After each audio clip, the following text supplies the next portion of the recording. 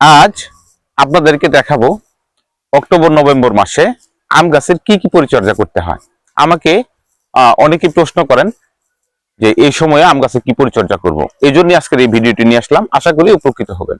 যাদের ছাদ বাগান আছে বা মাঠে আপনাদের যাদের বাগান আছে তাদেরকে বলবো এই অক্টোবর নভেম্বর মাসে আম গাছে কোনো প্রকার খাবার প্রয়োগ করবেন না। এই সময়ে শুধুমাত্র এই গাছে মাকড়সানাশক এবং কীটনাশক স্প্রে করে গাছটাকে পোকামুক্ত করবেন। আর এই গাছের গোড়াগুলি যে দেখতে পাচ্ছেন, এই গোড়াগুলি পরিষ্কার করে দিবেন। আমি আমার যে বাগানটি দেখাচ্ছি এটি হচ্ছে আমার পুকুর পাড়ে অধিক ঘনত্বে লাগানো একটি আমের বাগান।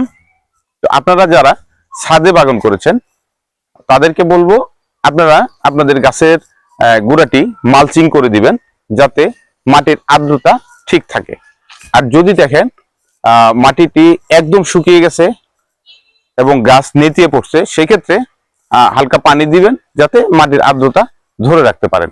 এছাড়া এই সময়ে গাছে পানি বা খাবার দেওয়া থেকে বিরত থাকবেন। ধন্যবাদ সবাইকে।